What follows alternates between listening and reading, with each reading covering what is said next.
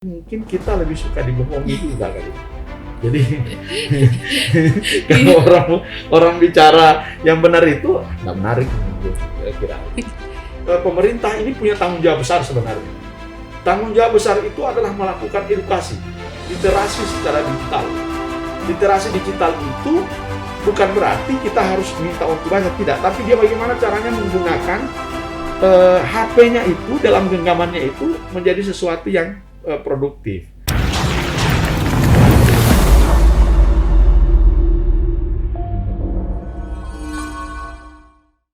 Kembali bersama saya Wendy di Orasi Obrolan Demokrasi Bawaslu Kabupaten Gorontalo. Bismillahirrahmanirrahim. Assalamualaikum warahmatullahi wabarakatuh. Sahabat Bawaslu, kita ketahui bersama bahwa hoaks atau berita bohong ini sudah ada dari sejak dulu dan dampaknya luas, salah satunya di konteks pemilu maupun pemilihan. Publikasi hoaks dengan frekuensi yang tinggi ini diprediksi akan terulang kembali pada penyelenggaraan pemilu maupun pemilihan serentak di 2024 mendatang. Meningkatnya jumlah hoaks dengan tema politik yang berhasil diverifikasi ini berpotensi mengancam kualitas demokrasi itu sendiri, karena hoaks bukan hanya merusak akal sehat dari calon pemilih, namun juga mendelegitimasi proses penyelenggaraan pemilu maupun pemilihan. Lebih parahnya lagi, hoaks ini bisa merusak kerukunan masyarakat yang mengarah kepada disintegrasi bangsa. Sahabat Bawaslu sekalian, hari ini kita akan membahas tentang hoaks ini di edisi Orasi hari ini dalam topik menangkal hoaks menuju pemilu dan pemilihan tahun 2024. Dan untuk narasumber yang sudah hadir bersama saya di Orasi hari ini adalah Kepala Dinas Komunikasi dan Informasi Kabupaten Gorontalo. Langsung saja saya sapa dan saya perkenalkan untuk Anda sahabat Bawaslu. Narasumber kita hari ini adalah Bapak Hari Suparto Tome ST MT. Assalamualaikum warahmatullahi wabarakatuh, Pak. Waalaikumsalam warahmatullahi wabarakatuh. Apa kabar Pak hari ini, Pak? Alhamdulillah baik sekali. Alhamdulillah ya Pak ya. Tetap harus sehat di tengah pandemi seperti ini. Iya.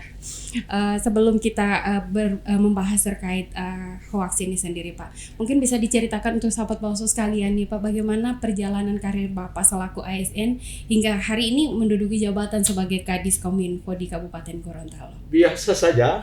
Perjalanan kali sama dengan ASN biasa lah. Saya terangkat tahun 2000 di Kota Gorontalo dengan pangkat 2A. Iya. Jadi dan setelah itu 2 kali saya mendapatkan beasiswa dari Departemen Pekerjaan Umum untuk melanjutkan studi ke S1 dan S2. Lalu kembali dari sana saya ke Bapeda Kota, terus ke pemerintah provinsi selama setahun, lalu ke sini 2009 bergabung dengan pemerintah kabupaten, dipercayakan jadi camat kalau kepala bagian pembangunan organisasi, dan hari ini setelah itu di beberapa dinas dan terakhir di sini di Dinas Komunikasi dan Informatika. Luar biasa ya Pak kalau dari sisi pengalamannya. Alhamdulillah lumayan, kalau pengalaman masih kurang. Cuman kan lumayan lah, kita sudah hampir berapa tahun ya? Kalau dari tahun 2000 berarti 21 tahun. Iya. Saya kerja di pemerintahan. Iya, umur yang dewasa ya Pak ya. Ya.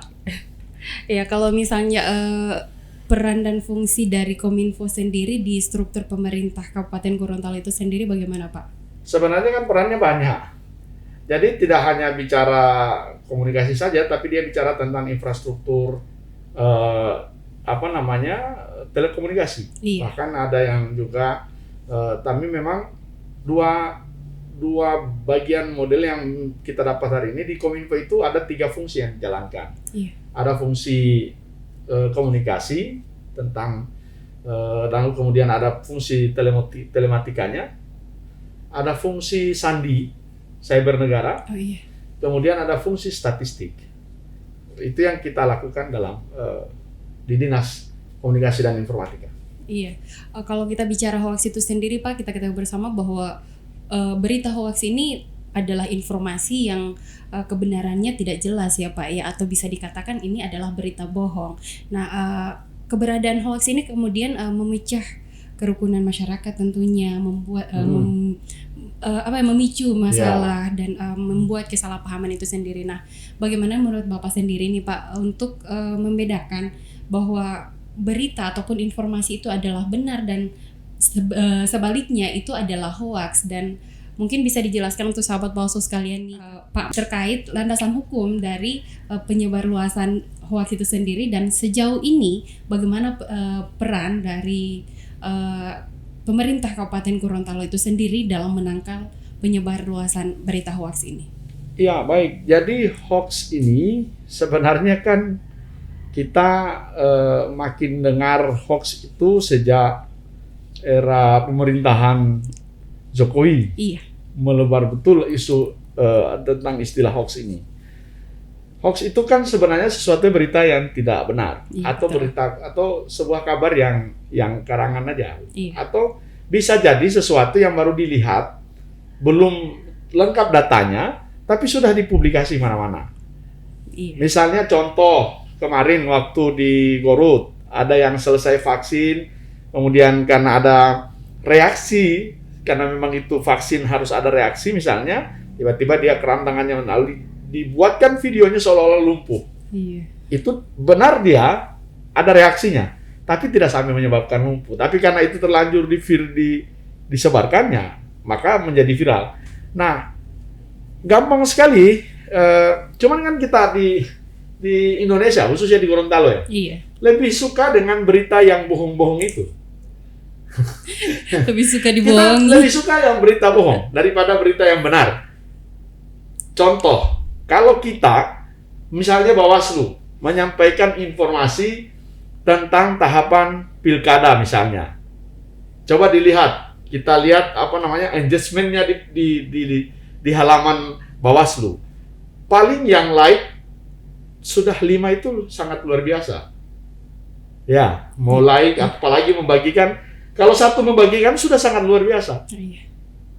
Bahkan nggak ada yang membagikan. Kenapa? Dia berita positif, berita yang tidak begitu menarik. Tapi kalau dia yang berhubungan dengan berita yang banyak bumbunya, nah banyak bumbunya itu yang banyak hoax dia. Nah itu yang cepat sekali orang melakukan pembagian beritanya. Nah kita bisa lihat hoax itu biasanya dia menggunakan judul-judul sensasional, sangat sensasional, sama bombastis. Betul. Lalu dia mengait-ngaitkan sesuatu dengan, kalau misalnya kejadiannya, contoh saudaranya bupati misalnya, Iya. dia akan jadi tidak menarik kalau disebut nama orang itu.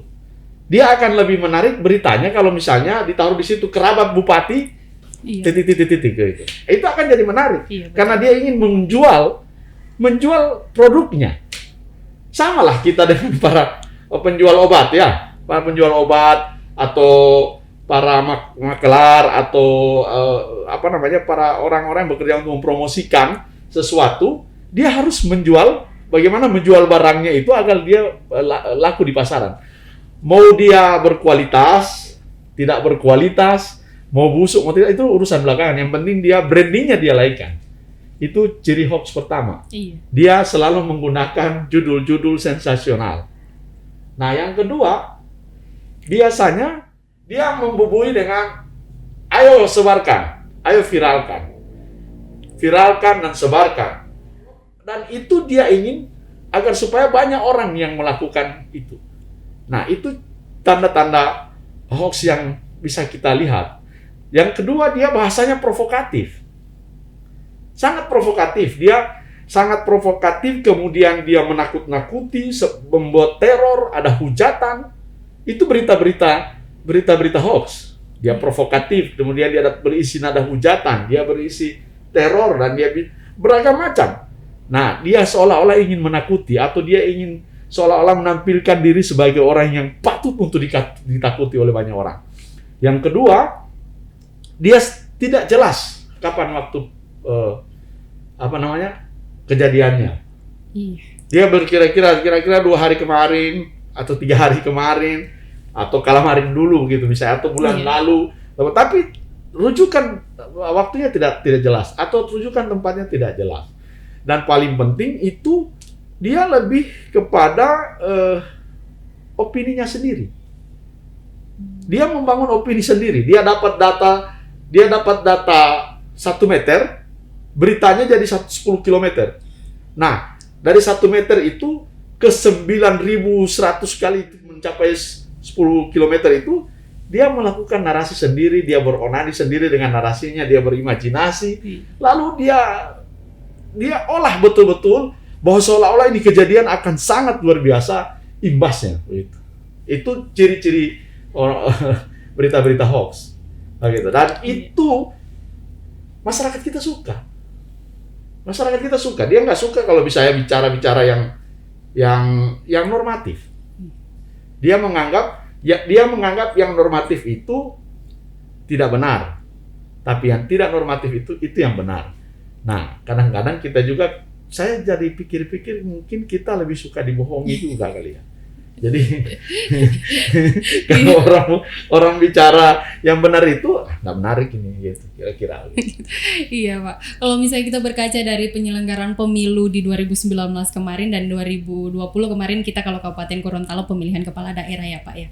Bagaimana penilaian Bapak terhadap penyebaran berita hoax pada masa tahapan tersebut, dan apa langkah-langkah ataupun apa yang dilakukan oleh pemerintah daerah sendiri dalam hal menangkal penyebaran hoax pada masa tersebut? Iya, banyak sekali berita hoax yang sangat parah dari pemilu 2019. Banyak sekali. Yang paling banyak adalah hoax. Kalau di tingkat daerah dia hanya bicara tentang isu-isu pribadi orang. Dia tidak bicara tentang materi kampanyenya, itu tidak menarik. Kalau di musim kampanye itu orang bicara per orang, dia tidak menarik. Tapi kalau misalnya orang bicara tentang kehidupan pribadi orang, wah, luar biasa itu. Dia akan jadi sesuatu yang enak digoreng. Orang lupa bahwa kita ini diatur oleh undang-undang. Saya sering sampaikan, semua kita punya kebebasan. Tapi ingat, kebebasan kita dibatasi oleh kebebasan orang lain. Nah, kalau kebebasan kita itu selalu menabrak atau melewati kebebasan orang lain, maka itu tirani itu namanya. Oh, tirani begitu itu zolim. Nah, kalau dalam bahasa agama, zolim itu lawan dia. Siapapun dia harus dilawan. Gitu. Nah, di negara kita kan diatur nih. Undang-undang kita sudah diatur, ada undang-undang IT. Itu ada ancaman hukuman pidananya, tapi tidak berpengaruh pada orang itu. Kenapa? Nanti dia berpikir kan nanti juga minta maaf, begitu kan? Nanti kita minta maaf, selesai lagi, ada upaya dalam bahasa hukum restoratif justice. Kita bisa menyelesaikan kekeluargaan dan segala macam. Itu yang jadi masalah. Iya, kalau sekarang ini Pak,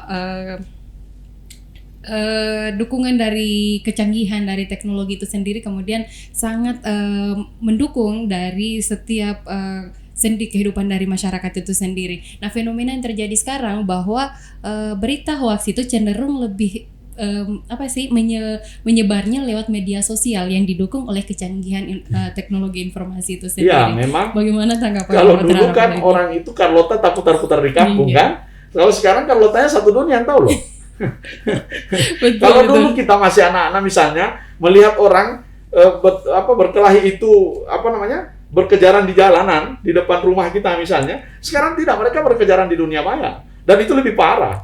Dia akan dilihat oleh semua orang. Bahkan urusan rumah tangga pun biasanya kalau kita cuma dengar-dengar dari telinga, dari tetangga ada kelahian antara suami istri, itu hanya kita sendiri yang mengetahui. Dia tidak akan, paling pun menyebarnya di 1, 2, 3 rumah lah. Gitu. Iya. Kalau sekarang enggak, orang kalau bertengkar dengan rumah tangganya itu larinya di Facebook atau larinya di dunia media sosial lainnya. Nah, orang lupa bahwa dunia digital sekarang itu bisa menghasilkan uang.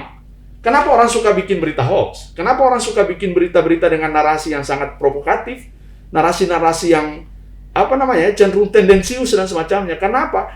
Dia engagementnya. Produk hoax itu dia dapat dari website, ya, dari website, dari domain-domain tertentu, atau kemudian dari YouTube, ya, dari YouTube. Lalu itu dibagikan kemana? Ke WhatsApp, ke Facebook, ke Twitter. ke Instagram, ke TikTok dan semacamnya, macam-macam. Sekarang ada tambah lagi dengan TikTok, gitu kan? Orang lupa bahwa itu justru menghasilkan uang buat orang yang menyebarkan hoax itu. Nah, di Indonesia ini pernah nggak pernah kita menonton Mata Najwa, pengakuan seorang produk konten hoax, itu dia bisa menghasilkan bersihnya 10 juta. Dalam sehari dia bisa menghasilkan 10 jutaan. Itu mereka produk kontennya. Dan biasanya konten yang sangat yang tidak pernah turun atau naik itu, dia selalu adalah konten yang berhubungan dengan dunia politik. Dan politik itu sangat bersentuhan dengan demokrasi kita. Iya. Gitu. Nah, ini ada beritanya, sosok membuat hoax, muridnya menghasilkan 5 juta, 15 juta, gurunya 100 juta per bulan, gitu kan? Itu sesuatu yang sangat luar biasa. Sekarang ini dunia digital itu menghasilkan. Jadi salah kalau orang bilang, misalnya sekarang karena musim pandemik, kita susah bekerja, susah beraktivitas, keliru sebenarnya. Karena apa? Sekarang ini orang berjalan saja itu bisa dibuatkan orang untuk dapatkan uang. Dengan cara apa? Dia tampilkan kontennya menarik, dia edit videonya, dia edit fotonya supaya dia tampil menarik, lalu itu dia upload ke YouTube-nya, dia upload kemana-mana ke akun Instagram-nya, uang masuk ke dia. Sebenarnya kita tidak perlu lagi ada namanya, saya kurang setuju kalau misalnya kita terlalu terbuka bahwa kalau pekerjaan itu harus sama dengan kita, bisa ada di pemerintahan, ada di swasta, di mana-mana. Tidak juga. Banyak hal yang bisa dikerjakan dengan dunia digital ini. Cuman memang harus dipakai untuk sesuatu yang betul-betul mendidik masyarakatnya, gitu. Memang dia menghasilkan yang sangat luar biasa. Nah, paling sering kalau dia dalam tingkat nasional itu, berita hoax itu produknya adalah SARA. Dia akan lari di urusan suku, agama, dan ras. Gitu. Kalau di dalam konteks pilkada daerah juga sama. Coba kalau ada orang Jawa masuk jadi calon bupati Gorontalo, maka yang akan bergulir, buat apa kita orang Gorontalo dipimpin orang Jawa? Biasanya begitu. Iya. Dia tidak lahir di Gorontalo, betul dia orang Gorontalo, tapi tidak lahir di Gorontalo. Dia sudah besar di Jakarta dan semacam-macam. Nah, akan lari ke sana dia. Dia akan lari ke hal-hal yang tidak produktif isunya. Dibandingkan misalnya isu dia kalau jadi bupati akan melakukan hal-hal membangun infrastruktur dengan dana yang secukupnya, dengan transparan, dan tidak melakukan pungli di dalamnya, itu tidak menarik. Iya. Tidak menarik itu. Nah, kalau di daerah, dalam konteks daerah, paling sering itu adalah menghantam kerja-kerja pemerintahan sebelumnya. Apalagi kalau misalnya ada incumbent yang maju, gitu kan? Maka yang diserang itu adalah seluruh kinerja yang dilakukan, seolah-olah semua kinerja incumbent itu tidak ada yang benar. Nah, parahnya kalau kalah, tetap juga sama. Jadi seolah-olah mereka orang yang punya sangat berpengalaman di dunia pemerintahan. Seolah-olah kalau mereka memimpin, maka ini pemerintahan akan jadi sangat luar biasa. Padahal hayalannya saya belum tentu terwujud, gitu kan? Iya, ini kalau misalnya kita berbicara tentang hoax yang kemudian kita kaitkan dengan kontestasi pesta demokrasi, baik itu pemilu maupun pemilihan, rasa-rasanya memang media sosial kita ini begitu sesak dengan berita, Pak ya. Entah itu fakta ataupun hoax. Nah, pertanyaan yang muncul kemudian ini, mengapa ini hoax kemudian menjadi lestari di penyelenggaraan pemilu maupun pemilihan di Indonesia ini sendiri? Karena begini, orang itu sukanya dengan berita-berita hayalan. Coba lihat, nggak usah dengan dunia media sosial, lihat aja acara TV.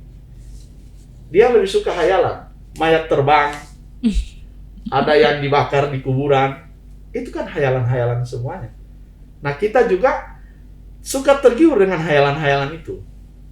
Misalnya kita ingin lebih mudah menampilkan diri sebagai sosok yang yang sangat familiar, kan dikenal oleh orang banyak. Padahal walaupun konten yang diproduknya belum tentu benar.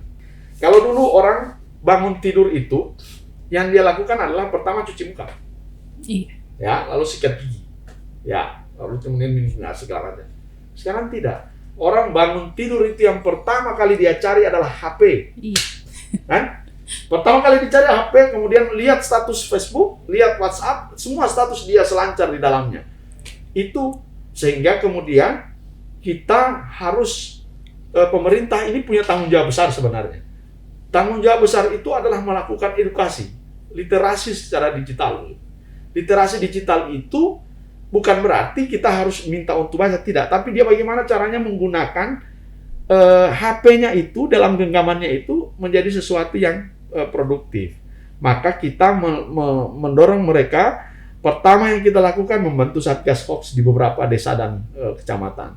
Akan mendorong orang, menyadarkan orang bahwa berbahaya itu kalau kita menyebar hoax itu. Berbahaya, dia ada undang-undangnya. Yang kedua, kita melakukan sosialisasi bagaimana kita berselancar secara sehat di dunia maya. Nah, kadang-kadang di hoax yang begini, di dunia maya begini, di dunia berita-berita hoax begini, dia akan tampil bagaikan macan di dunia maya, tapi layaknya kambing di dunia nyata dia. Orang-orang begitu. Orang yang suka memproduk konten-konten yang berita-berita sensasional, tendensius, kemudian berisi fakta yang tidak benar atau faktanya baru sedikit, lalu seolah-olah sangat garang tulisannya, kalimat-kalimatnya. Itu yang namanya macan di dunia maya, tapi kambing di dunia nyata.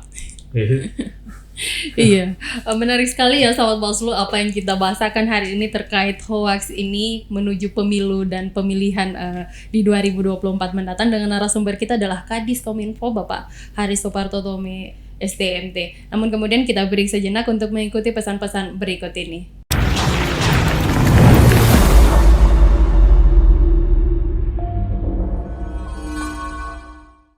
Ya, kembali lagi bersama saya Windy di Orasi Obrolan Demokrasi Bawaslu Kabupaten Gorontalo. Masih dengan topik obrolan kita hari ini adalah menangkal hoaks untuk pemilu dan pemilihan di 2024 mendatang. Nah, untuk narasumber kita masih Pak Kadis Kominfo Kabupaten Gorontalo, Bapak Haris Soparto Tome STMT. Lanjut nih Pak, masih terkait hoaks. Nah, di era pandemi ini justru malah berita hoaks ini makin masif Pak. Belakangan malah muncul seperti istilah infodemi, di mana menggambarkan bahwa kondisi yang begitu membanjirnya berita ataupun informasi yang entah itu hoaks ataupun fakta, kebenarannya tidak jelas seperti itu.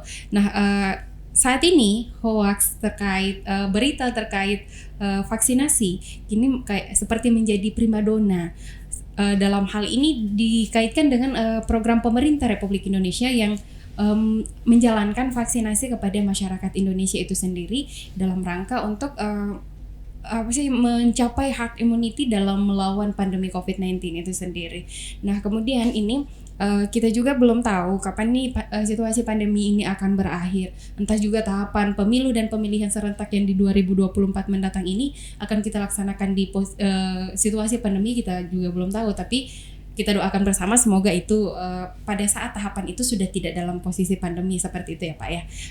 Harapannya Bapak dengan situasi ini dan bagaimana tanggapan Bapak? Lantas kemudian apa sih yang harusnya kita lakukan agar kita tidak termakan dengan isu-isu ataupun berita-berita hoax ini yang sengaja diciptakan ataupun dihembuskan oleh pihak-pihak yang tidak bertanggung jawab. Ya, jadi begini, kita ini punya kebiasaan bagus sebenarnya. Masyarakat kita itu bagus sekali. Dia sangat cepat untuk membagikan sesuatu. Karena saking dia sosialnya dengan orang, dia cepat sekali membagikan. Begitu dia terima, dia bagikan. Yang kedua, itu sudah bagus, tapi tidak ditunjang dengan keinginan untuk baca isinya. Kadang-kadang kita lebih suka baca judul. Iya, baca judul. Isinya tidak. Dan itu saya coba dengan misalnya menangkal berita tentang kelumpuhan orang karena vaksin. Iya. Nah, konten saya saya taruh di situ bahwa anak SMP itu lumpuh karena usai divaksin. Lalu ada dilanjutkan dengan cek faktanya. Ternyata tidak ada yang cek faktanya. Banyak yang membagikan, lalu komentarnya aneh-aneh. Komentarnya di bawah juga aneh-aneh. Artinya apa? Bahwa ternyata dia tidak ingin melihat itu. Dia hanya ingin lihat baca judulnya saja. Lalu dia setelah membaca judul itu, dia bercerita sendiri. Bahwa seolah-olah ini orang, dia habis vaksin, dia begitu ditanya langsung, dia tidak bisa jawab apa-apa. Karena dia tidak melihat itu. Itu yang kita ini lebih suka, itu tadi membagikan sesuatu, karena mungkin karena kita diajarkan untuk saling berbagi ya. Jadi itu sesuatu yang bagus. Yang kedua, netizen kita belum bisa membedakan mana ranah publik, mana urusan privat, mana urusan pribadinya. Dia belum bisa membedakan. Kadang-kadang urusan pribadinya dibuatkan jadi publik, urusan publik dibuatkan jadi privat, atau sebaliknya. Nah, itu juga kadang-kadang menjadi sesuatu yang sangat luar biasa. Belum lagi dengan kehadiran, dengan kemajuan digital begini, banyak media bermunculan. Dengan tidak melihat kompetensinya, tidak melihat data-datanya, tidak melihat fakta-faktanya, tidak melihat proses regulasi agar supaya menjadi sebuah media yang baik dan benar. Maka kemudian wartawannya juga asal dicomot aja. Yang penting dia bisa diajarin menulis 1-2 kalimat, 5W plus 1H, sudah jadi wartawan dia. Lalu cetak kartu, sudah jadi wartawan. Nah, orang tidak mengerti bahwa untuk memproduk berita itu dia harus lengkap sebenarnya. Iya. Data-datanya harus lengkap. Bukan data baru 1 meter dia bikin sama jadi 10.000 meter itu. Nah, itu juga menjadi jadi sangat penting untuk kita. Lalu bagaimana kita? Apa kita hanya berdiam diri kalau dengan begitu? Sementara negara ini sudah sangat luar biasa, itu katanya dengan istilah infodemik itu. Infodemik itu adalah berarti kita sudah ketularan virus. Virus hoaxnya sangat berbahaya, lebih berbahaya dari corona sebenarnya. Kalau corona itu kita masih ada obatnya, tapi kalau hoax itu susah sekali obatnya. Bayangkan kalau corona itu menghantam kehidupan pribadi orang, kita mau menjatuhkan kehormatan orang, meruntuhkan kewibawaan orang, itu obatnya apa? Nggak ada obatnya. Obatnya salah satunya adalah hukuman. Hukuman itu dari undang-undang pidana itu tadi, ITE. Maka bagaimana caranya kita supaya tidak terkena jebakan hoax itu tadi? Kita harus mampu mengenali kontennya. Misalnya kita dapat domain dibagikan link berita. Media misalnya nama media A, B, C, D. Bukalah Om Google, ditanya sama Om Google gitu kan. Ditanya dimasukkan, di copy judulnya, masukkan dalam Om Google itu. Kalau keluar beritanya banyak, lalu dengan narasi yang berbeda-beda, nah itu berarti dia bukan hoax. Tapi ada berita yang muncul sama, jadi dia banyak tapi sama, judulnya, isinya sama semua, itu hoax namanya itu. Pasti hoax itu, karena satu itu di-copy oleh banyak orang, lalu diberitakan rame-rame, itu hoax pasti. Nah, kalau dia berbeda-beda dengan narasi dan ungkapan dan penggalian faktanya berbeda, itu sesuatu yang ini. Itu pertama, ceknya itu cuma satu, di Google bisa mencek langsung. Kan kita punya Google di dalam ini. Nah, yang kedua, begitu menerima berita, jangan cuma baca di judul. Dilihat juga dia. Nah, satu hal yang harus saya sampaikan, hati-hati juga kita kalau sering langsung mengklik sesuatu berita. Karena bisa saja itu adalah bagian dari menghacker untuk meretas akun-akun kita. Biasanya begitu. Nah, contoh misalnya ada isu hadiah 100 GB gratis dari Telkomsel. Begitu kita klik, bisa jadi kita sementara diretas. Maka jangan kaget misalnya, kok HP saya tiba-tiba dipakai orang. Betul. Kok tiba-tiba akun Facebook saya dipakai orang. Karena itu tadi, kita rajin sekali mengklik sesuatu. Dan paling penting, itu kalau sudah sering-sering dihacker begitu, banyak dia nonton, berjelajah dan berselancar di website-website pornografi. Nah, itu cepat sekali dia. Nah, yang kedua, kita harus berhenti. Begitu kita tahu tidak benar, kita berhenti untuk mengikuti tren itu. Kita berhenti untuk membagikan. Itu yang namanya saring sebelum sharing. Cek faktanya sebelum disebarkan. Nah, dan terakhir kita, kalau perlu ditegur atau diacukan linknya. Atau yang kedua, kita blacklist secara bersama bahwa ini memang media-media yang memproduksi konten-konten hoax itu. Nah, apalagi ini menjelang pemilu begini, 2024. Sekarang kan lagi rame, 3 periode, tidak 3 periode, ditunda pilkada serentak, tidak ditunda, banyak warga negara asing masuk, warga negara asing menjadi peserta pemilu, itu pasti akan menjadi tema-tema yang akan bersentuhan dengan pemilu berikut. Nah, saya ingin menyampaikan, kita rakyat juga harus cerdas berpikirnya. Penyelenggara itu adalah orang-orang Indonesia. Dia nggak mungkin akan menyuruh orang dari luar Indonesia untuk memilih. Itu tidak mungkin. Walaupun dia menggunakan KTP di kita pun, tetap dia akan ditanya. Jadi, saya juga kadang-kadang miris sih sebenarnya kalau lihat hal-hal begitu. Maka kita sering kadang-kadang, kalau ada berita yang ini, kita sering melaporkan ke linknya Kementerian Kominfo untuk dilabeli disinformasi atau hoax. Kita pun sebenarnya punya kewenangan untuk melabeli begitu.